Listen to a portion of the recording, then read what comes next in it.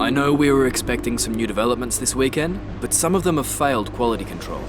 Make sure you indicate what you'd like redeveloped via the works. Hey, what's going on, guys? aarava here, and welcome back to another episode of my F1 2018 career mode here today for episode number 13 for the Belgian Grand Prix, and we start things off with, unfortunately, a failure on the drag reduction update. So, ironically, the one that I kind of had a bit of reluctance to do is the one that failed, but our major chassis weight reduction did come into play. So now you can see the next one along is an ultimate upgrade. So very exciting times. You also have the potential of doing some brake upgrades on the Haas, but that drag reduction for now, we're going to leave it, and we might come back to it and redo it after the race. But let's go into contract negotiations first.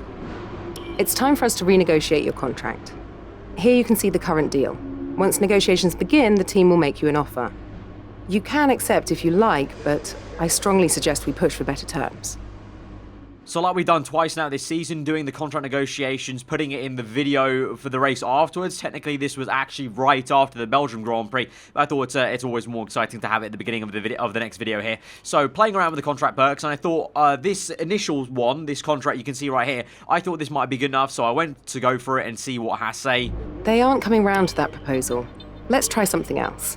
So unfortunately they rejected. That was a bit too high of a value of a contract. My value you saw on the bottom right was lower than when the bar went up, and we got quite some way to actually go down there. So thought about an adjustment to the qualifying position maybe, but in the end we just bumped down the race bonus by one level, and that should be enough. Our proposal has been accepted. The new contract will take effect from the next race weekend. And so there we go, new successful contract negotiated, and it's a really good contract, I feel. You know, we got the race bonus on level 1, we got level 2 on the development, on the upgrade speed, and simultaneous development as well. We had those two perks, those last two before. The only thing we've added on now is the race bonus, but that's a really good thing, because that just gets us more R&D points. Again, I personally feel like there's no need for the pit stop efficiency right now. Obviously, when you're in a title fight down the line in your career mode, it might be quite important, kind of come in handy, but at the moment, we're still a midfield stretching out to the top, so pit stop efficiency is kind of the last thing on my mind. And the qualifying goal and the race goal is a little bit higher than our last contract. That's fine though, because generally the car's been getting so good that we can actually go for those kind of passes and those kind of moves to get up into those positions in the race and quali. So yeah, happy with the new contract, and so I believe this might be maybe the second last time I get to negotiate a contract this season with Haas, or just full stop negotiate a contract. I think there's one more potentially before we get through about 1/4 way done of the season. But let's hop into practice then and go to the Belgian Grand Prix. Here we are then at the longest racetrack on the Formula One calendar. Welcome to the Circuit de Spa-Francorchamps for today's practice session. The Spa circuit really is one of the most iconic tracks on the calendar, and Eau Rouge is one of the best corners in F1 history. A sweeping left, right, left with a blind summit. It's a downhill start with a sudden elevation change as you surge into a steep uphill section. From within the car, you cannot see the exit until you crest the hill.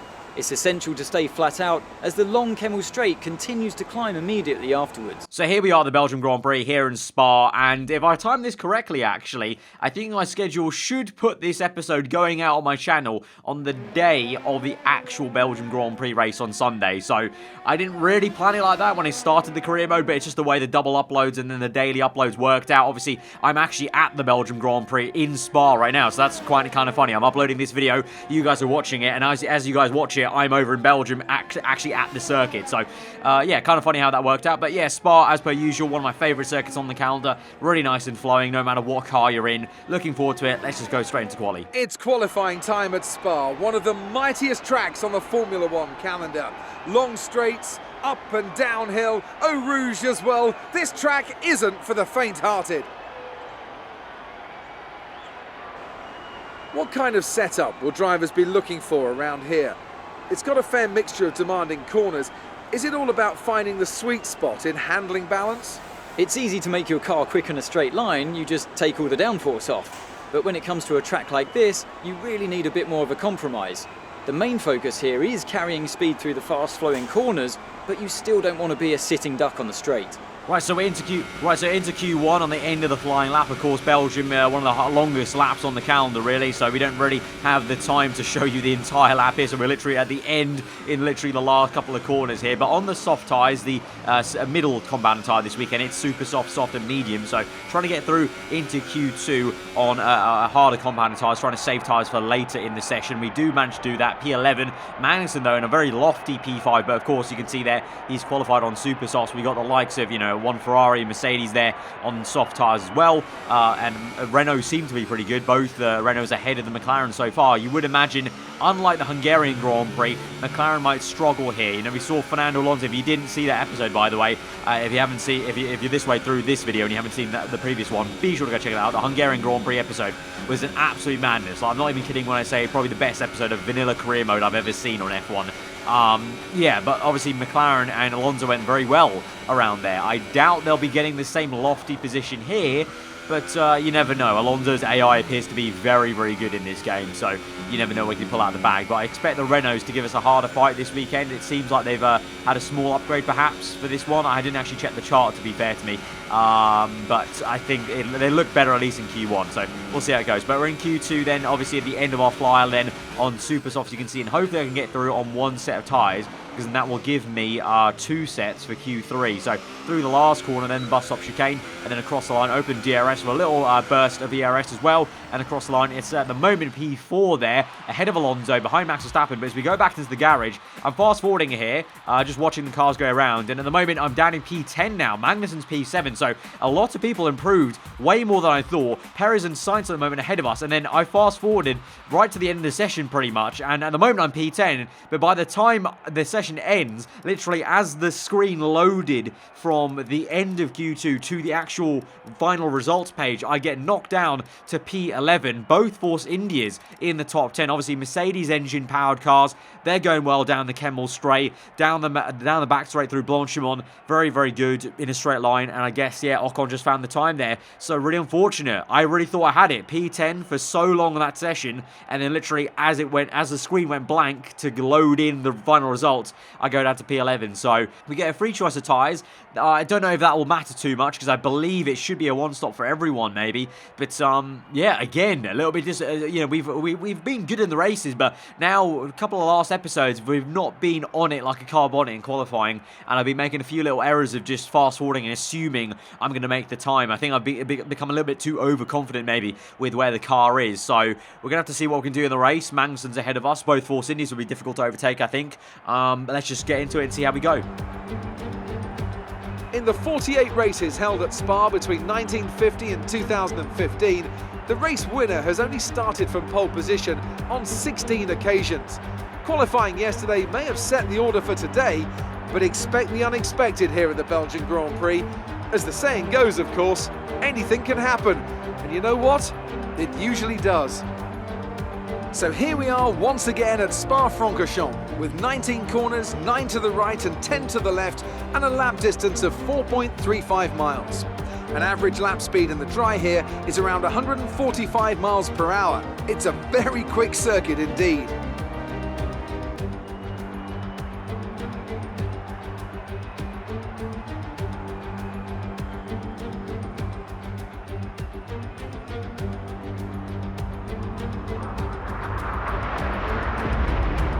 We're almost ready to go then, and this is what the starting grid looks like for today's race. Good job yesterday from Valtteri Bottas. The Finn starts from pole position, and starting alongside him P2 is Sebastian Vettel. Looking down the rest of the grid, we have Raikkonen, Hamilton, Max Verstappen and Ricciardo, Magnussen, Sainz, Ocon and Sergio Perez. The engineer, Hülkenberg, Fernando Alonso and Van Dorn, Gasly, Leclerc, Brendan Hartley and Lance Stroll, Ericsson and Sergei Sirotkin rounds off the grid. So race strategy-wise, it's going to be soft tyre to the medium compounded tyre. So that's a one-stop for us. That's only due to the fact that we're starting on the soft tyre. But like I said, I feel like most people could maybe stretch the Ultras enough to make those medium tyres go. You can see on that chart, the medium tyre at the end of our stint is not going to be very worn. It's going to be very fresh still. So we'll have to see, though. If they are doing a two-stop, this could be a very good race for us, and actually could be a blessing in disguise that we start to P11 and can start on a free choice of tyre, like has been the case 2-3 times so far this season. So we'll have to see. Maybe we can do a K-Mag from Germany on K-Mag himself, because obviously we kind of swap positions that kind of way. So let's get into the race then and see how it pans out here at the Belgian Grand Prix at Spa-Francorchamps. The 5 red lights for round number 13 of the 2018 season. Here we go. Fire lights are out and we're underway right behind both Force Indias of Perez and Ocon there. Carlos Sainz on the left doesn't get a great start. Hulkenberg does though. We're going to go down the inside and look at that. Fernando Alonso out of nowhere with the big dive bomb there. Talked about earlier, literally, Alonso's AI in this year's game is insane. He's an absolute animal, and he's now side by side with Ocon. Through up the hill, almost has to get it, almost gets him there, has to back out of it though. But now we go down the Kemmel Straight. Can he get the slipstream? Can I get the slipstream now? I now find myself right behind Kevin Magnussen. We went down the inside of 2-3 cars that was, along with Alonso when he went down our inside. So we're right behind our teammate now. Alonso around the outside, a long way around of Ocon there. Ocon, I don't think he has the downforce to contend. No, he does not. And so Alonso, that's him up into, we're P10, so that's 9, he's up into P7. Already in this Grand Prix from what was, I believe, wasn't it like P12 or even lower on the grid? Insane. His AI is something else on this year's game, but good for us that we're right behind our teammate here, so I kind of already made up for the antics of qualifying. So let's try and see if we can overtake K-Mag now down the main straight, get the slipstream, but looks like Magnussen instead fancies a move on Esteban Ocon here. So we're going to be a little bit patient, just going to wait behind and see what happens here. Magnussen does get Ocon there. I was a little bit wary of maybe both of them go side by side through Blanchimont and slow each other down, but Ocon comes back at Magnussen now, around the outside to the inside of the bus stop chicane. Really good move there from Ocon to fight back against my teammate here. So we don't have DRS, of course, it's only the opening lap, so we have to wait a little bit, but can we get a double toe maybe down the Kemmel Straight to overtake these guys? Meanwhile, we've got Sergio Perez going side by side with Carlos Sainz behind us into turn 1. Magnussen has finally got that move done, but as we go towards Rouge and up to Radion, obviously we can get a really good toe, I think. We're right up the back of the Force India here, and I'm being quite optimistic here about the pass chance on Ocon here, but the thing is, the Mercedes powered Force Indias were so good in quali, I think they're going to be pretty damn good down the straight, even without DRS. I mean, look at this, we're not even closing on Ocon, he's pulling away from us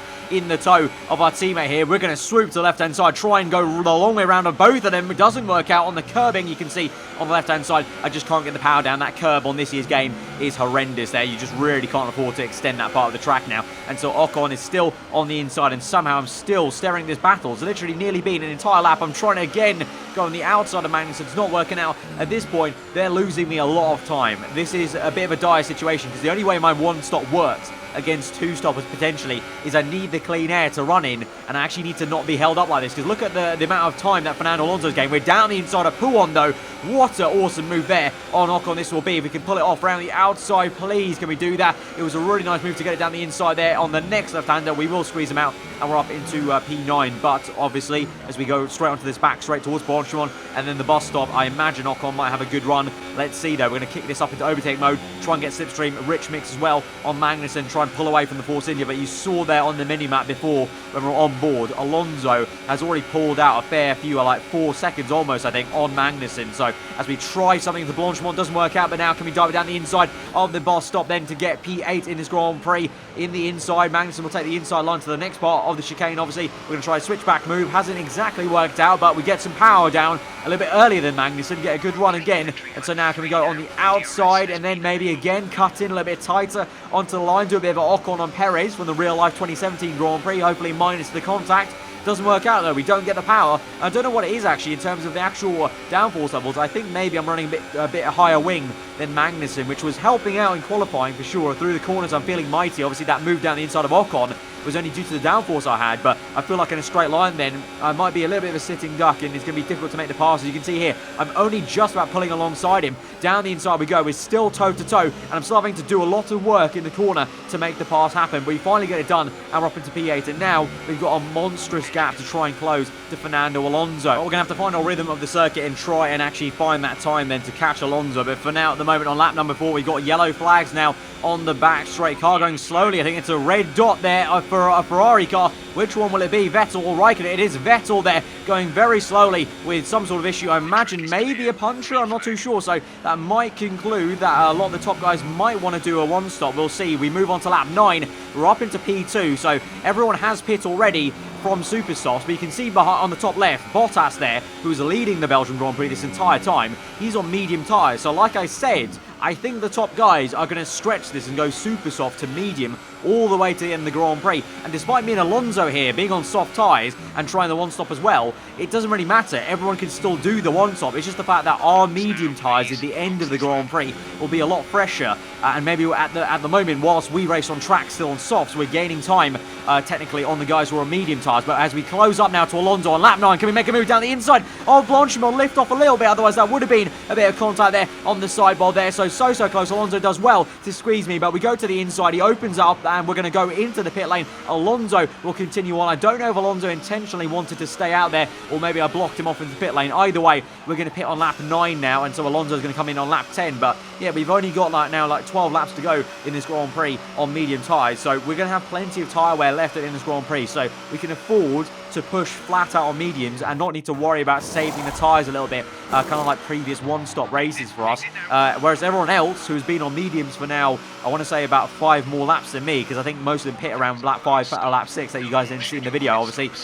They're going to have to look after their tyres a little bit more. So now we come out behind, just behind both Red Bull cars, and Ricciardo right in front of us, but Verstappen's not too far up the order there. He's literally just at the top of the hill here. So we go down the Kemmel Straight. Could we actually go and overtake the Red Bull cars? The Renault engine, obviously, not that great in the back of that Red Bull car. So here we go. DRS open, overtake mode. We're also on low fuel. And here we go. Ricciardo overtakes Verstappen. We overtake both Red Bull cars round the outside. And it's a double pass on the Red Bulls. And it's so easy there in a straight line. The two Red Bull cars have no straight line speed there when they've got no toe themselves. You saw there, Ricciardo went for a move on his teammate. We caught them both napping there. And so we're up into P6 at the moment. P5 it'll turn into. Alonso looks like he's going to get out ahead of us, as now Verstappen dives me around the outside. We go back down his inside in turn 1, and now Ricciardo might have a good run on his teammate. Once again, the two Red Bulls go side by side towards Rouge, but at the moment Alonso has jumped not only me but both Red Bulls and also that Ferrari of Vettel there. So Alonso's done some great overcut work here at Spa. But now as we move on the Kemmel Straight previously, where I overtook the two Red Bulls so easily, they're going to all come back, and I'm getting swamped now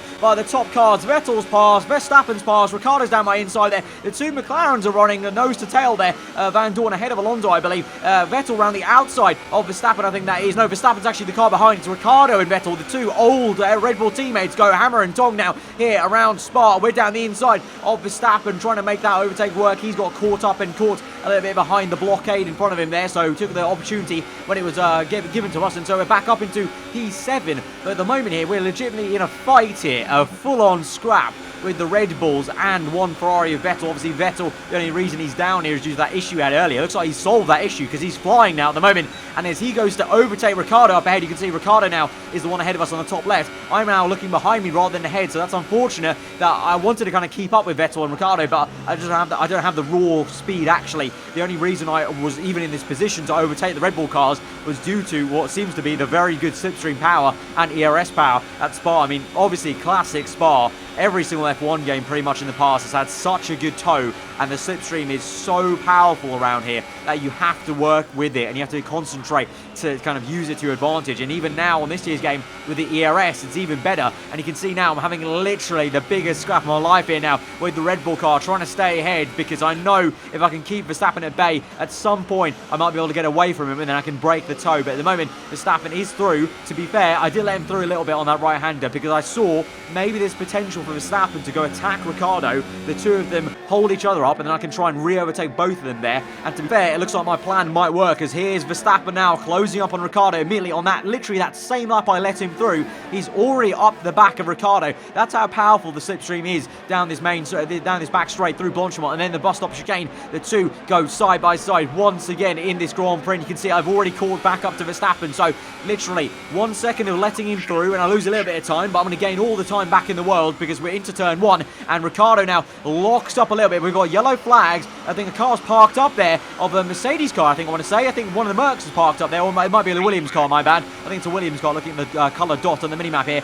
But now we're trying to stay with Verstappen. Now to the Kemmel Straight again, a similar position as we were in 2-3 laps ago. Can we overtake two Red Bull cars in one move? We've got the toe of Ricciardo at the moment now. We can pull out to the right hand side. Verstappen's going to follow us there, so we're in the middle of both Red Bull cars, but we do get past there on pure straight line speed. Don't even need to do much defensive braking there to even keep that position. And now the two Red Bulls will go toe-to-toe behind me there. But excellent work, just straight through like a hot knife through butter between the two Red Bull cars. And so, you know, the Red Bulls might, well, they do definitely have the downforce advantage in the corners. That's very clear. And also in the slipstream, they can catch me up with the ERS deployment as well. But the fact is, when I'm the one behind them with ERS, with DRS as well, all the RSs and rich mix flowing as well, that Haas is like a rocket ship in a straight line thanks to the Ferrari engine. And now behind me, the two Red Bulls continue to fight, so that will only help me out now to get away. So this is exactly what I wanted, that I could get ahead of them, break the toe, because now I'm well ahead of 1 second of them. So the lead Red Bull car does not have DRS off me, so now it's a case of the two Red Bulls are just going to keep on yo-yoing back,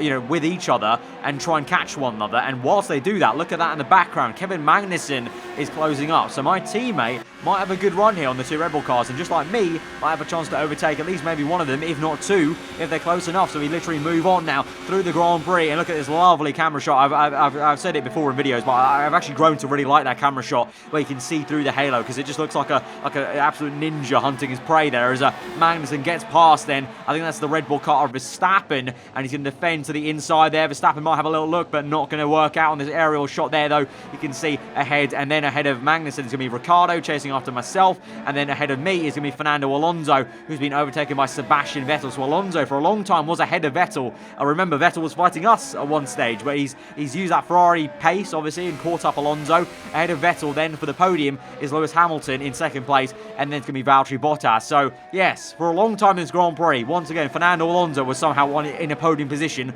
Unfortunately for him, unlike Hungary, he's down to P4 now, out of the podium. But now this is Magnussen v Ricciardo. So my bad. The entire time I thought it was Verstappen that got overtaken by Magnussen. It was actually Ricciardo. My bad. It's hard to tell sometimes with the helmets, to be honest with this year, because the halo blocks it off. But Ricciardo now is down the inside of Magnussen. Magnussen trying to keep it around the outside. Doesn't quite do it. But again, Magnussen can tuck into the slipstream of the Red Bull car and just try and get that straight line advantage once again. And actually K-Mag might have a good enough run to make him move on the outside there. Up the hill, around the outside he goes. Yes, he will. He'll do it. The Red Bull backs out. He doesn't have the balls to keep it in there. Ricciardo doesn't. And Magnussen's made the pass and re-overtaken the Red Bull car once again and finds himself in between Verstappen and Ricciardo again in this Grand Prix. Meanwhile, we go to lap 20. Verstappen is closing a little bit now. So with 2 laps to go after we finish off this lap, Verstappen is trying to close me down. Ricciardo is trying to close Magnussen down. So it really is Red Bull v Haas. And if there was any one race now that has proven that our car is legitimately fast enough to try and go a bit of tango with the Red Bull cars, it is this race here.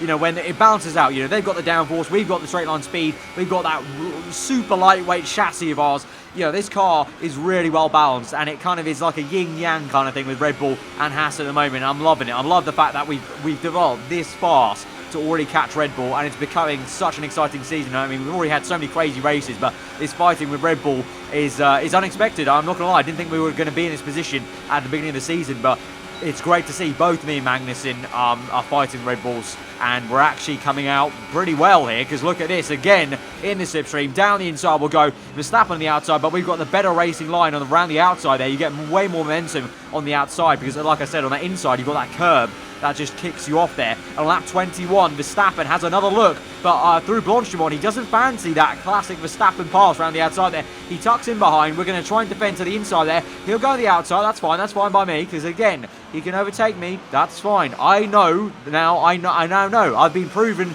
correctly by the passes I've made, and also the ones that Magnussen made, that I now know for certain that I can re-overtake a Red Bull car here in the slipstream. So I don't need to panic. I don't need to panic about them overtaking me. They can do it all they want. But I know now, again, as we go towards Rouge, Radion, up the hill, we'll gain some slipstream here, lift off a little bit to make sure I keep within the toe and don't get hit with too much dirt here. That offsets the car a little bit there. And then plant the power. You can see here, ERS on the overtake mode. DRS going to be open now. And we're not even in rich mix. And we're flying past Verstappen.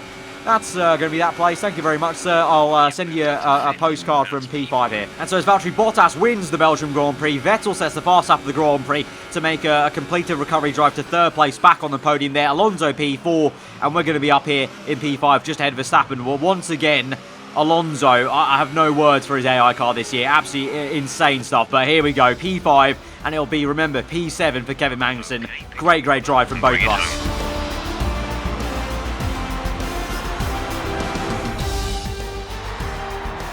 So Mercedes have won it, and what a great race it was.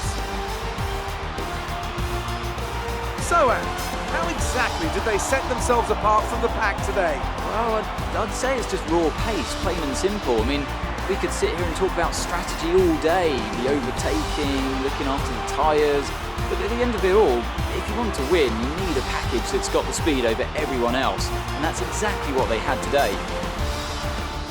So as I say that, we can see the drivers coming out now to collect their trophies. It's yet more silverware to take back to their base in Brackley after another excellent Grand Prix.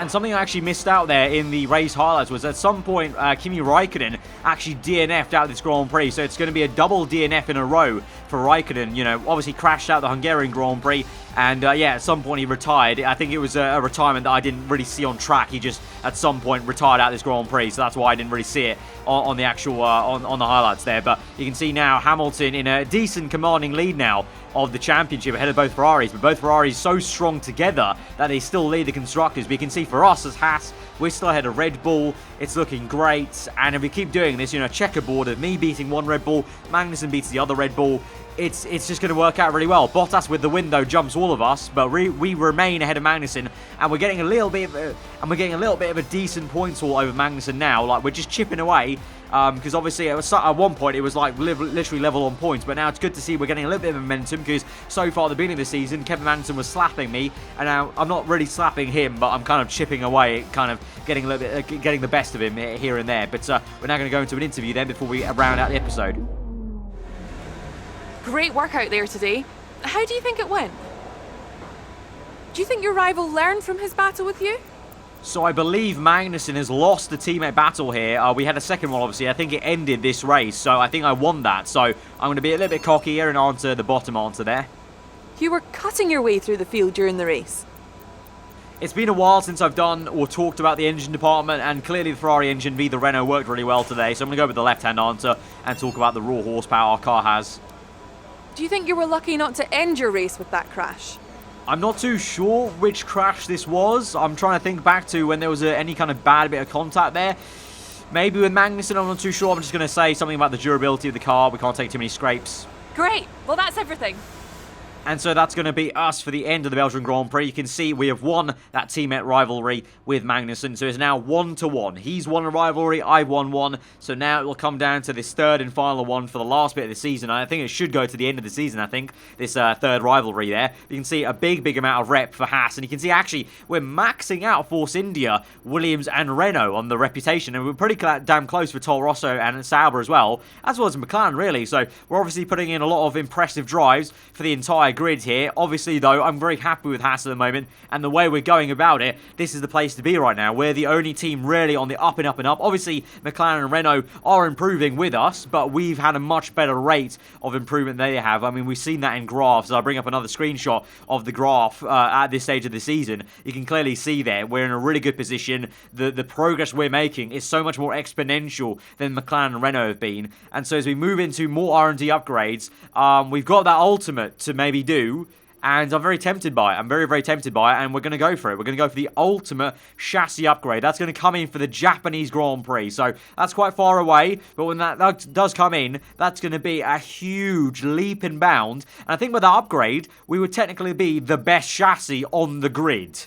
Like, that is just insane to say. We'd have a better chassis than Ferrari, Red Bull, Mercedes. That would be absolutely insane. Like, look at that amount of jump we make. And then we can delve into the brake system on the left-hand side there, that brand new part of the tree. Also, you saw that we repaired the drag reduction update. So, for the Italian Grand Prix next episode, hopefully that drag reduction update will come in. But it's been another fantastic Grand Prix for us here at Haas. Myself and Magnussen, again, great performance. So, guys, if you did enjoy that video, hit that like button. Let me know what you thought in the comments below. If you're new around here, you can subscribe for weekly full-on content. I've been Ava, home to the rest of the day, and I'll see you guys next time. Goodbye.